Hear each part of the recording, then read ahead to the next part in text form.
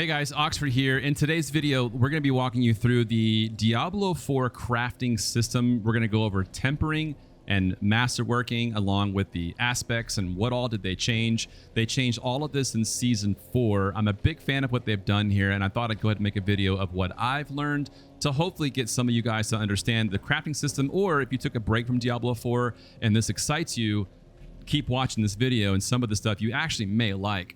So one thing I want to talk about is which NPCs will you be talking to do your crafting. Now, the blacksmith is now pretty much your main source for crafting, although the occultist right here will also be responsible for your imprints of your aspects. For those of you that have played Diablo 4 in the past, you'll remember that you would extract aspects from the occultist. That is no longer really a thing, although I'll talk about aspects and how you get them in just a second. But just know the occultist is no longer the NPC where you extract aspects from. You simply add on to with the occultist, okay, in this menu here. It's completely changed. But your blacksmith here is where the bread and butter is at. So here you have the new tab. It's the third tab from the left at the very top of your screen called tempering. This is the new crafting system along with masterworking, which I'll go over later in this video. Now, tempering is, think of it as you're adding on a suffix, you're adding on additional thing, just like how aspects were in the past. You get an aspect and you would add it on, but this is different. This is called tempering. Aspects is something completely separate, which we'll go over in a little bit in this video. Now, back to tempering, you can do one of two things. You can add tempering to the rare or legendary items, not uniques. It states right there, rare and legendary item or recipe. And these are all divvied up by categories. You have weapons, offensive, defensive, resource, mobility, and utility. Now, whenever you place an item in here, like this, I have an example here. I have a rare sword. I just picked it up just now, just to, for this video. You're going to place it in here. And once you do that, you're going to see that these other options are grayed out because this sword is in this weapon category. And you'll only have these two options, which is weapons and offensive. Now, I do want to stop here and talk about how many of these recipes can you add to a weapon.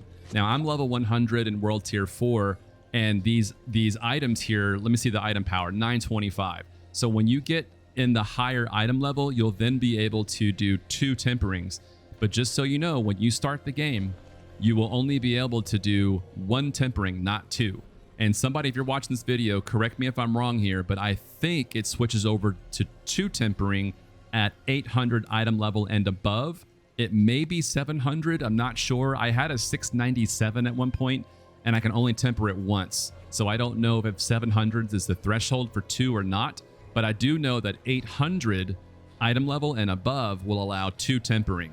So somebody let me know if it's 700 or not. Just drop a comment, and maybe I'll pen your comment as well. So back to the tempering piece. So when you open up this menu, let's say I'm gonna look at offensive. And when I'm on a barbarian, by the way, so you'll have class specific options in your menu. So this is all barbarian examples, just an FYI. So here I have demolition finesse, and off to the right you'll see I have kick, charge, death blow, and iron maelstrom as a tempering option. Berserking finesse gets me damage while berserking, damage while wrath of berserker is active, and then damage while warcry is active. Arsenal finesse is two-handed stuff, dual wielding weapons, slashing weapons, and then swapping weapons. You get damage increase with that. And finally we have natural finesse, which is just flat damage percentage, crowd control, and then damage to close enemies, and then damage to distant enemies. These are my options. So let's just go ahead and do, for the sake of this video, let's just do natural finesse. Now, when you select this, you're going to have the materials at the bottom of your screen here. They're going to show you what is required to temper this item. All right. So you're going to, once you have the items here in the bottom, click the big button that says temper item.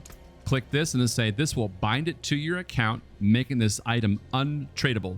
So just keep that in mind. If you're trying to get an item and you want to give it to a friend, don't do this yet because you can't trade it. Just a heads up. So I'm going to go and accept this. You can wait for the animation if you want to, or you can just simply skip the animation and go straight to the temper. But here we have here temper complete. If you've noticed, it's going to say 80% damage to close enemies. That's great. Almost a max roll. Pretty close. Now look off to the right. You'll see there's a brand new suffix at the bottom, and there's an icon of an anvil that shows you that's tempering. Okay. And it says it right there. 80% damage to close enemies. There you go. So that's 1 tempering. We're going to back out of the menu. And now I'm going to simply go over to the weapons temper options. And here you have all these options for tempering for the weapons part. Without going through all of these, you'll just see that we have, you know, all these. I'll just kind of breeze through them really quickly, but they're all agnostic to the barbarian. So for me, this happens to be a rend build with rupture. So I also use flay as well. So I'm going to go bleed augments. And then again, look at the materials. We have the materials, hit temper item. Let's see what we get. I'll skip the animation.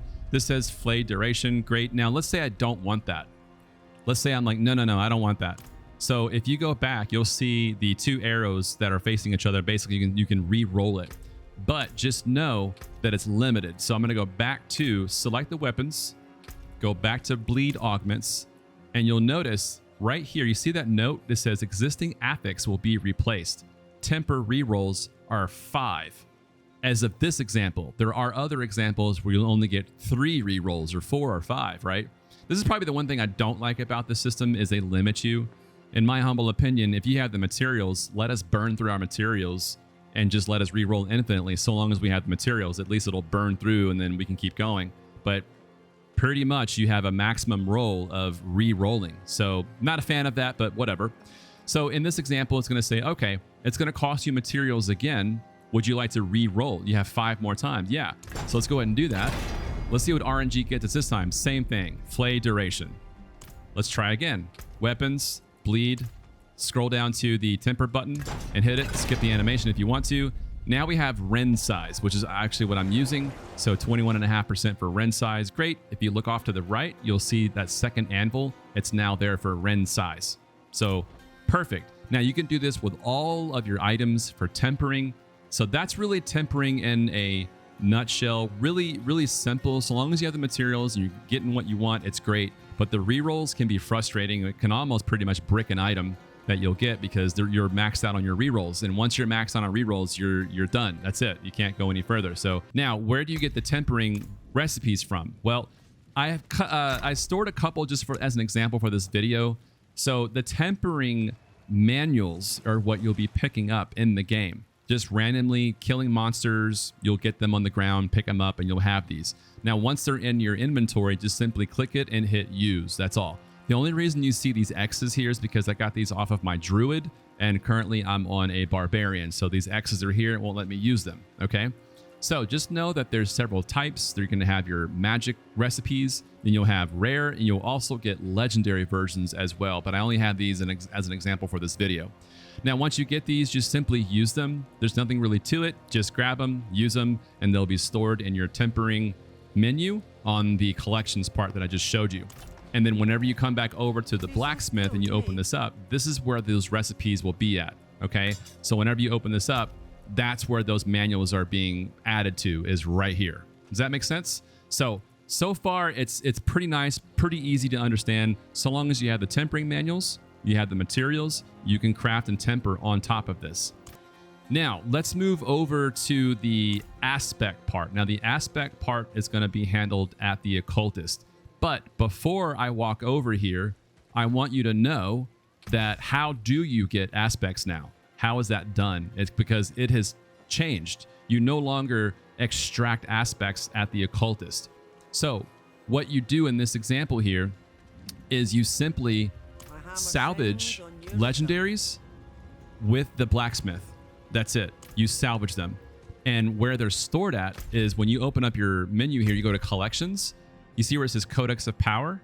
You click that and it stores all of your aspects right here. All the categories are here, gives you a percentage of how many you have.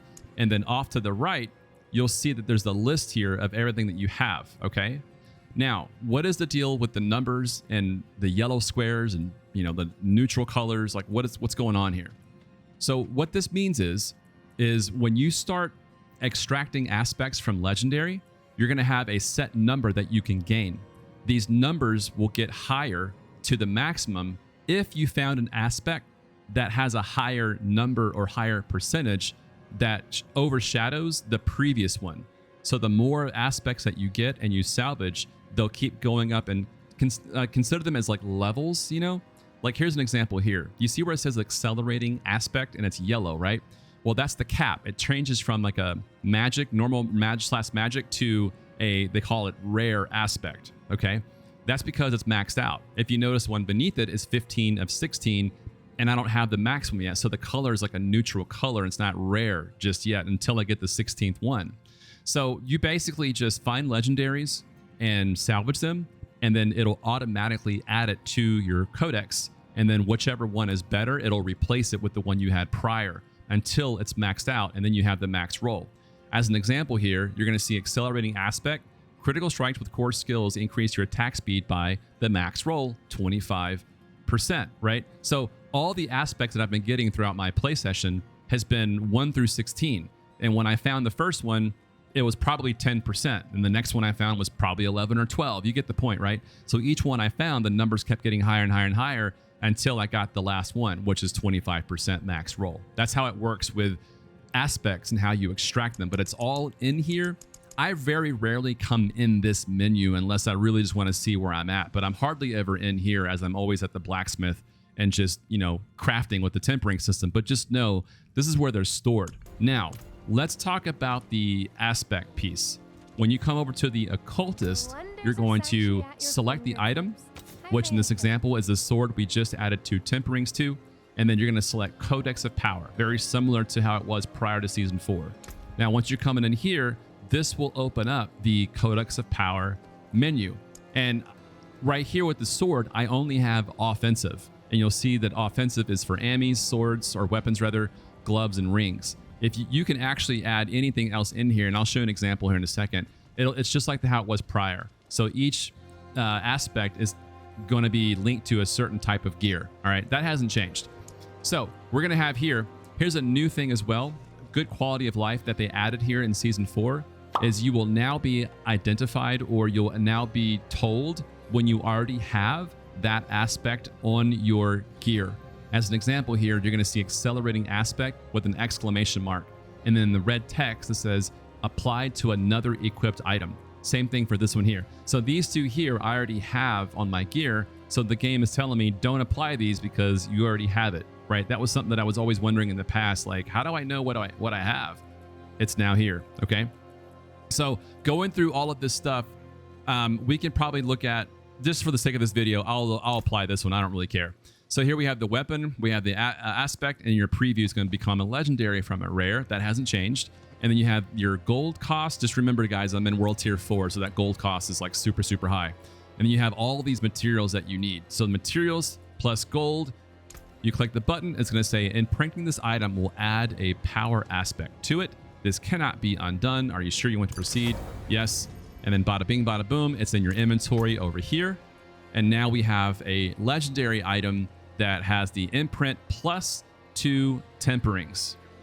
Okay, so now there's another step here that's called Masterworking.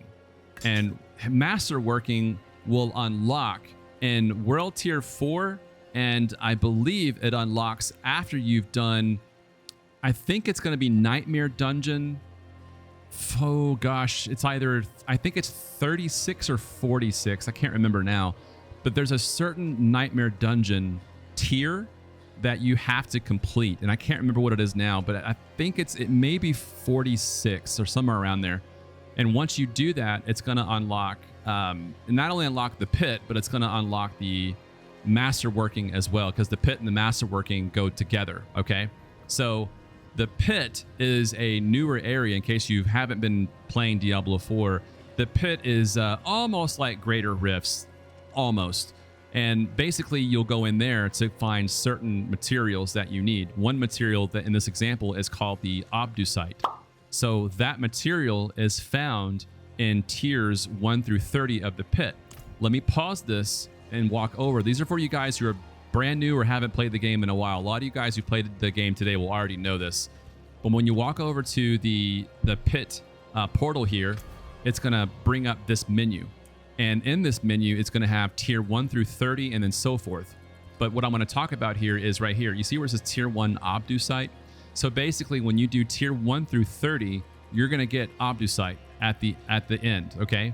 And then tier 31 and on, you'll get something called Ingolith, which is like your next phase of Masterworking, which we'll talk about here in just a second. So with that said, now that you know where to get that from, we're going to walk back over to the blacksmith.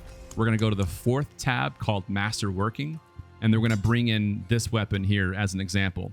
Now, to do this, it's going to cost gold and these materials here that you should be getting naturally throughout playing the game. However, the obusite comes from the pit, all right? So when you do this, you're going to have basically up to 12 times that you can upgrade a weapon. What I'm going to do is hit R1 because I'm on gamepad. I'm going to walk over here and show you what it's like. So if you look at this weapon here, look beneath the item power number, you're going to see a yellow circle and the word Masterworking 4 of 12. So you can upgrade your weapon up to 12 times. However, there are phases with each group of 4. If you look really, really, really tiny, I'll do the best in post editing to zoom in the best I can because it's really small. There's actually a Roman numeral 1 above the 4 yellow circles. That tells you that you're in the first phase of Masterworking. Now, I'm going to tab over a few more times and go over to my 2 rings. You're going to see here that these both here are Masterworking 5 of 12. That means I'm on the 2nd phase of the Masterworking system. And the shape changes from circle to a triangle. So that triangle and the Roman numeral goes up from 1 to 2 to let you know you're on Masterworking phase 2 of these 2 items. And that's where the ingolith comes in. So whenever I replace the item, check this out. I'm going to open up the menu again, go over to Masterworking, and I'm going to toss in the ring that's now on the 5th part of the Masterworking transition or whatever. Here you have the ingolith, right? So the obusite is no longer needed. Now you need ingolith. You need 40 of these to keep going. Okay, so that's just so you know, that's how the Masterworking is, how it works. And the gold goes up significantly. Now let's talk about what you get from this. Going back to this item here for rank 1, it says the following: all of the affixes increase by 5%. And yes, that includes your tempering. I think there was some misconceptions and misinformation on Reddit, among other places, that were saying that it's only on the weapon that came originally. That is not true. Everything that you have on this weapon will be upgraded by 5%. I know this because I've already done I have all the proof off to the right to show that that is not true. You get 5% on everything on this weapon. It's amazing. It's amazing. I love the Masterworking system. So when you do this, you're going to do this right here. I'll just do it right now. So boom, all affixes increased by 5%. And so here you'll have the rend size went up, the close enemies went up. Those are 2 temperings. Your max life went up, strength went up. So that all went up by 5%. Okay. So what's going to happen is when you go to rank 2 and 3, it's going to cost you more of those materials. But when you go to rank 4 doesn't do 5% to all. When you get to rank 4, it's going to tell you very specifically, you'll have 1 random affix, 1 random one, that'll increase by 25% at rank 4. An example of that is this right here. You see where it says, you see where that blue number is, the dark blue, not the imprint blue, but the dark blue with the anvil where it says 113.4% damage. That one affix was upgraded by 25% at rank 4 of the first phase of Masterworking. So here we go again. Movement speed, the 19.6, that's the blue. That one was the random one that got upgraded. Lucky me, right? The movement speed got upgraded. So I was like, yeah, let's go. Then here's one out here, 20.3% total armor. That was the rank 4 or, rank 4 Masterworking.